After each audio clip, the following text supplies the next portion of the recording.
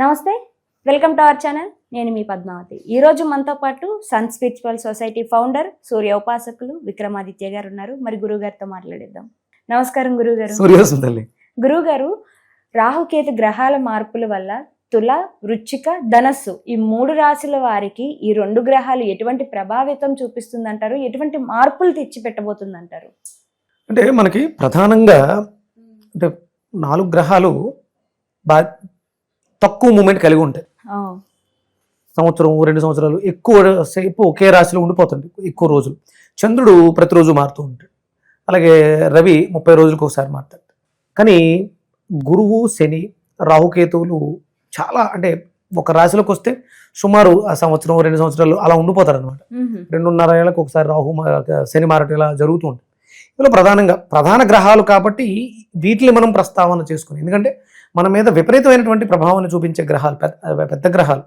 రాహు యొక్క దశ 19 సంవత్సరాలు, కేతు దశ 7 ఏళ్ళు, గురుడు యొక్క దశ 16 ఏళ్ళు, శని యొక్క దశ 18 ఏళ్ళు. ఇలా అంటే ఎక్కువ సంవత్సరాలు వాడి యొక్క ప్రభావం. మనకి రాహు 18, శని 19 సంవత్సరాలు, శుక్రుడు 20 సంవత్సరాలు ఆ గ్రహం యొక్క ప్రభావం. అంటే ఈ గ్రహాలు ప్రభావం మన మీద ఉండటం ఏంటి? అవును, మనం మనుషులం కదా, మన మీద ఎందుకు ఉంటుంది? గ్రహం అంటే గ్రహించున్నది. గ్రహం మన నుంచి శక్తిని గ్రహిస్తుంది. Gravity force. మనం భూమి మీద ఉన్నాం, ఇది కూడా ఒక గ్రావిటీని కలిగి ఉంది. ఆ ప్లానెట్స్ మన చుట్టూ, భూమి చుట్టూ కూడా తిరుగుతూ ఉన్నాయి. వాటి యొక్క రేడియేషన్, ఇప్పుడు సూర్యుడి యొక్క ప్రభావం, సూర్యోదయం అయిందంటే ఎలా తెలుస్తుంది? సన్ రైజ్ మన మీద పడుతుంది. అవి పడటం వల్ల మన శరీరంలో జరుగుతున్నటువంటి క్రియ మనం ఆరోగ్యంగా ఉండడానికి ఉపయోగపడుతుంది. అంటే సూర్యుడిని ఎలా అయితే గ్రహంగా తీసుకుని దాని ప్రభావం మన మీద చలనం తీసుకొస్తుందో, చంద్రుడు చల్లగా ఉంటుంది సాయంత్రం, అంటే ప్రభావం చూపిస్తుంది కదా. అలాగే మన కంటికి కనపడవి, భూమికి చాలా దూరంగా అంటే దగ్గరగా ఉన్న వల్ల చంద్రుడు మనం చూడగలుగుతాం. వీటిని మనం ఈ గ్రహాలని, రాహుకేతువులను కూడా చూడగలుగుతాం. మనకి అమావాస్య పౌర్ణములకి రవికి చంద్రుడికి ఈ గ్రహాలు అడ్డు రావడంతో చీకటిగా ఉంటాయి. చూస్తున్నాం కదా, అప్పుడు చీకటిని చూస్తున్నాం కదా. గ్రహాల యొక్క ప్రభావం మన మీద ఉంటుంది. అందులో ప్రధానంగా ఇక్కడ మనం తీసుకున్నప్పుడు రాహు యొక్క ప్రభావం కుంభంలో ప్రవేశించినప్పుడు మనకి తులారాశి వాళ్ళకి, వృశ్చిక రాశి వాళ్ళకి, ధనుసు రాశి వాళ్ళకి ఎలా ఉంటుంది? ఇది తులారాశికి 5వ స్థానం అవుతుంది. 5th house. తుల, వృశ్చికం, ధనస్సు, మకరం, కుంభం 5వ స్థానం అయింది. అంటే పంచమం అనగానే మనం ఏం చెప్పుకున్నాం? లవ్ లైఫ్, ప్రేమ, పిల్లలు, ఎడ్యుకేషన్, ఇవన్నీ కూడా అంటే మనం దీన్ని ఏమంటారు, ట్రేడింగ్స్, ఇవన్నీ కూడా 5వ స్థానాన్ని సూచిస్తూ ఉంటాయి. ఎక్కడైతే రాహు అక్కడ ప్రవేశించాడో అప్పుడు ఆటోమేటిక్గా అవన్నీ కూడా వాటి మీద మనకు వ్యామోహం పెరగడం, అంటే ప్రేమలో కొత్తగా ప్రేమలో పడటం, అంటే ప్రేమ మీద ఆ ఆపేక్షని, ఆకర్షణ పెరగటం, అప్పటి వరకు లేనిది వేరే దృష్టితో ఉన్నవాళ్ళు సడన్గా ప్రేమ కావాలి అని అనిపించటం, ఇవి పెరుగుతాయి. అలాగే సంతాన స్థానం 5వ అన్నాం కదా, తులారాశి, తులా లగ్నం 5వ ఏదైతే ఉందో, పిల్లలు, మీ పిల్లల మీద దృష్టి సారించడం, పిల్లల యొక్క అభివృద్ధికి సహాయ సహకారాలు అందించటము, వీటిల్లో రాహు యొక్క ప్రభావం అధికంగా ఉంటుంది అన్నమాట. ఇప్పుడు ఆటోమేటిక్గా మనకి తులా లగ్నం, తులారాశి వాళ్ళకి రాహు 5వ అయినప్పుడు కేతు ఏమవుతున్నాడు? తుల నుంచి వెనక్కి వెళ్తే తుల, కన్య, సింహం 3వ స్థానం అవుతుంది. 3వ స్థానం అనగానే మనకి మన విక్రమస్థానం, మన వన్మరో ఆ కేతుది. ఇప్పుడు మనకి అంటే రాహు 5మలో ప్రవేశించినట్టునే మనకి కేతు యొక్క ప్రభావం ఎక్కడ ఉంటుంది? 11th ఉంటుంది. 11th అనగానే మనకి లాభాలు, వాటిల్లో ఆ డిటాచ్మెంట్ని పెంచుతాడు. ఖర్చులు, లాభాలు, మనకు వచ్చేటువంటి ఆదాయం, వీటిలో ఒక రకమైనటువంటి స్తబ్దత ఏర్పడుతుంది. మనం అంటే రాహు యొక్క ప్రభావం అధికంగా ఉండడం వల్ల మనం చేస్తున్నటువంటి ట్రేడింగ్లో అదృష్టం, అంటే గురుడి యొక్క దృష్టి కూడా ఉంటుంది. మనం కేవలం రాహుని ఒక్కనే కాదు, గురువుని, శనిని కూడా తీసుకుంటున్నాం. కానీ ఇక్కడ ప్రధానంగా గురుడు యొక్క దృష్టి రాహు మీద ఉండడం వల్ల రాహు చేసే పొరపాట్లని కంట్రోల్ చేయటం, అక్కడ తద్వారా కేతువుని కూడా కంట్రోల్ చేయడానికి అవకాశం ఏర్పడుతుంది. అందుకని ఖర్చులు, లాభాలు తగ్గినాయి అని ఆలోచించకుండా చేసుకున్న పని చేసుకుంటూ వెళ్ళిపోతుంటే రిటర్న్స్ లేట్గా రావచ్చు. డిటాచ్మెంట్ అంటే ఎక్కడుంటే అక్కడ డిటాచ్మెంట్ ఇస్తాడు. కాబట్టి మనం కేతువు మీద దృష్టి పెట్టకుండా రాహుని మరింత బలోపేతం చేసుకోవడం వల్ల ట్రేడింగ్, అంటే మీరు పర్చేస్ చూస్తున్నటువంటి ఐటమ్స్, వాటి మీద దృష్టిని విశేషంగా కేంద్రీకరించి ట్రేడింగ్ చేయడం వల్ల లాభాలు వచ్చే అవకాశం అధికంగా ఉంటుంది. అలాగే అంటే రాహు యొక్క ప్రభావం సెల్ఫ్ మీ మీద అధికంగా ఉండి మీ మీద మీరు దృష్టి పెట్టుకోవాలి. ఎదుటి వాళ్ళ ఆలోచించడం కన్నా, అంటే మనం కన్యారాశి గురించి మనం మాట్లాడుకున్నాం, అంటే మీ మీద మీరు దృష్టి పెట్టుకోవాలి. ఇప్పటి వరకు నేను ఏం చేశాను, ఇప్పుడు ఇక నుంచి ఏం చేయబోతున్నాను అని మీ మీద మీరు దృష్టి పెట్టుకోవడం ద్వారా దృక్పథాన్ని మార్చుకోవడం. ఇప్పటి వరకు ఉన్నటువంటి ఒక దృక్పథం వేరు, ఇక నుంచి ఉన్నటువంటి దృక్పథం. ఇప్పుడు కఠినంగా కాఠిన్యంగా ఉన్నాం, నాకు ప్రేమ అక్కర్లేదు, గడ గుడ్డ అక్కర్లేదు, పిల్ల అక్కర్లేదు, ఏం అక్కర్లేదు, నేను బాగుంటే చాలు, లేకపోతే నేను సంపాదిస్తే చాలు అన్నవాళ్ళు ప్రేమ కావాలనిపించడం, ఇప్పటి వరకు నేను కోల్పోయిన దాన్ని పొందాలి అనుకోవడం. అంటే సహజంగా తులారాశి వాళ్ళు వ్యాపారంలో ఎక్కువ ఉంటారు, వాళ్ళకి పిల్లల్ని పట్టించుకోకుండా తిరుగుతూ ఉంటారు. ఇప్పుడు వాళ్ళకి అది అవసరం అనిపిస్తుంది, వాళ్ళు దాని మీద ఫోకస్ పెడతారు. అలాగే పిల్లల యొక్క అభివృద్ధి కూడా బాగుంటుంది కాబట్టి ఆనందంగా ఉంటారు. భార్యాభర్తల మధ్య సఖ్యత పెరగటం, భర్తల్లో ఆ ప్రేమానురాగాలు మారడం కూడా అవకాశం ఉంటుంది అన్నమాట.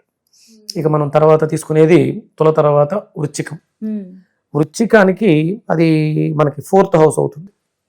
అంటే 4th అనగానే మనకి ఏం చెప్పాము, ఇల్లు, తల్లి, డొమెస్టిక్ లైఫ్, వాహనాలు, వీటి మీద మనం ఫోకస్ పెడతాం.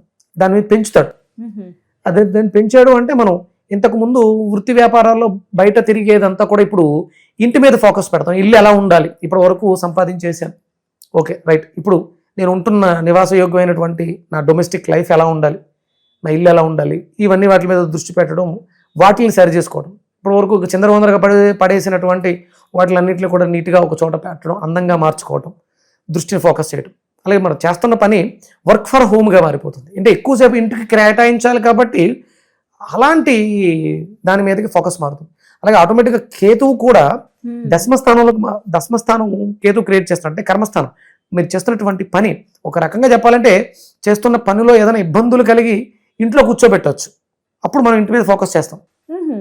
కేతు పనిని పాడు చేశాడు, రాహు ఏం చేశాడు, ఇంటిని సరిగా చూసుకున్నాడు. ఇప్పటి వరకు శ్రద్ధ లేదు, బయట ఉన్నావు, బయట చేసే పనులన్నీ చేసావు, ఇప్పటివరకు ఇంటిని పట్టించుకోలేదు, ఇప్పుడు ఇంట్లో ఉండు అని ఇంట్లో కూర్చోబెడతాడు. ఇంట్లో ఉంటూ పిల్లల మీద దృష్టి పెట్టడం, ఇంట్లో కావాల్సినవన్నీ ఏర్పాట్లు చేసుకోవడం, అటు వృత్తి పోయింది. మనం చేస్తున్నటువంటి పని సరైందా కాదా అనే విషయం కూడా తెలిసింది.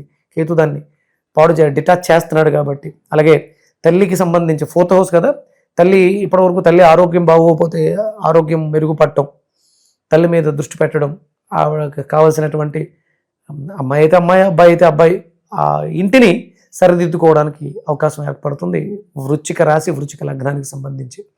అలాగే వృశ్చికం తర్వాత ధనస్సు, మకరం, కుంభం, తృతీయ స్థానం. తృతీయం అనగానే మనం చెప్పాం విక్రమస్థానం, డేరింగ్ అండ్ డాషింగ్, మీ యాటిట్యూడ్. అలాగే మీడియా రంగం అని కూడా చెప్పుకోవచ్చు. తృతీయ స్థానం మీడియా రంగం, మీ భావోద్వేగాల్ని పరిచయం చేయడం, ఎక్స్ప్రెస్ చేయడం, మీ యాటిట్యూడ్. అంటే ఇంట్లో ఉండడం వేరు, బయటకు వచ్చిన తర్వాత మనం మార్పులు చెందుతుంటాం. ఇప్పుడు ఇక్కడ ఉన్నట్టు, నాతో ఉన్నట్టు, కెమెరామెన్ తోటి ఉన్నట్టు ఇంట్లో ఉండవు కదా, బయటకు వచ్చిన తర్వాత ఆటోమేటిక్గా నీ యాటిట్యూడ్ అనేది మారుతుంది. కానీ కొంతమంది ఇంట్లో ఉన్నప్పుడు కూడా యాటిట్యూడ్ అనేది చూపిస్తుంటారు, అది వేరే విషయం. ఇక్కడ దాని మీద ఫోకస్ ఎక్కువ అవుతుంది. ధనస్సు రాశి, ధనస్సు లగ్నంలో వాళ్ళకి సహజంగానే వాళ్ళకి యాటిట్యూడ్ ఉంటుంది.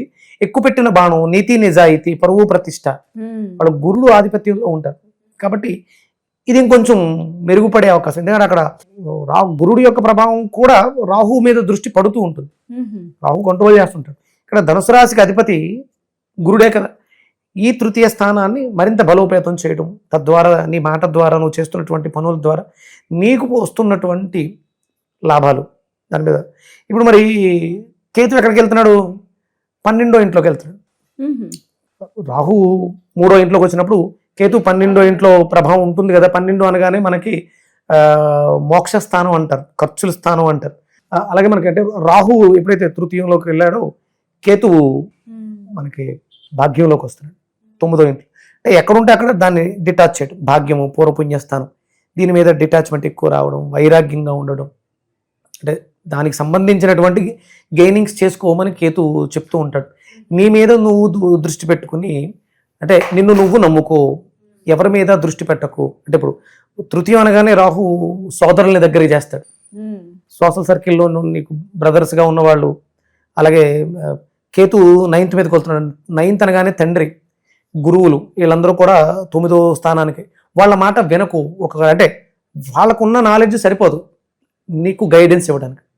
నీ మనసుకు ఏమనిపిస్తే అది, నిన్ను నువ్వు నమ్ముకుని నీ మీద నువ్వు దృష్టి పెట్టుకుని నీ యాటిట్యూడ్ని అనుకరిస్తూ జాగ్రత్తగా నీకు నువ్వే గురువు, స్వగురువుగా నిన్ను నువ్వు మోటివేట్ చేసుకుంటూ ఎదరికి తీసుకెళ్ళి.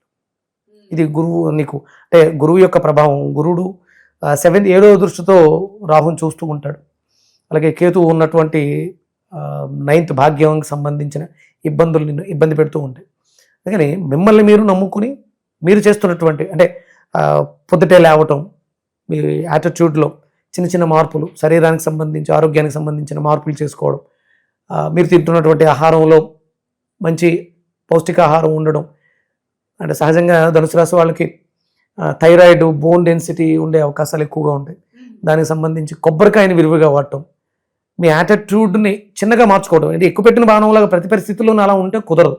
దాంట్లో మార్పు తీసుకొచ్చి అనుకూలంగా ఉన్నటువంటి పరిస్థితులలో మిమ్మల్ని మీరు మోటివేట్ చేసుకుంటే ఎదరికెళ్తే చాలా అద్భుతంగా ఉంటుంది. ఇప్పుడే ఈ రాహుకేతుల యొక్క దోషాలు తొలగించుకోవడానికి మనం రాహుకు సంబంధించి అర్ధకాయం మహావీరం చంద్రాదిత్య విమర్ధనం సింహికా గర్భ సంభూతం తమ రాహుం ప్రణమామ్యహం.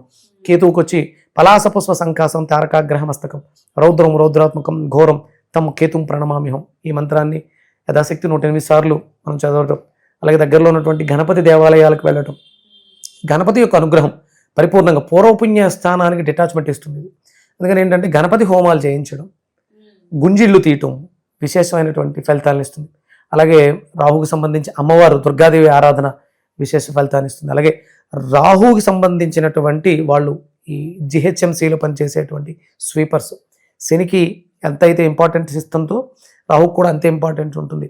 వీళ్ళకి మనం సత్కరించడం, ఎర్ర కందిపప్పుని దానంగా చేయటం, లేకపోతే ఆ పదార్థంతో తయారు చేసిన పదార్థంతో ఉన్నటువంటి స్వీట్స్ని పంచిపెట్టడం, గురుడికి సంబంధించినటువంటి స్వీట్స్, బెల్లము బూందీ కలిపినటువంటి స్వీట్స్ని అలాంటి వాళ్ళకి పంచిపెట్టడం ద్వారా రాహుకేతుల యొక్క ప్రభావం, చెడు ప్రభావాలు తగ్గి మంచి ప్రభావం పెరగడానికి అవకాశం ఏర్పడుతుంది. చాలా చక్కగా వివరించారు గురువు గారు. అయితే 3 రాశుల వరకు ఏ విధంగా ఉంటుందో ఈ రాహుకేతు గ్రహాల మార్పుల వల్ల వివరించడంతో పాటుగా వీరికి ఎటువంటి మంత్రోచ్చారణ చేసుకోవడం ద్వారా మరింత మంచి ఫలితాలు వస్తాయి కూడా చాలా చక్కగా వివరించారు. ధన్యవాదాలు. సూర్యోస్మి.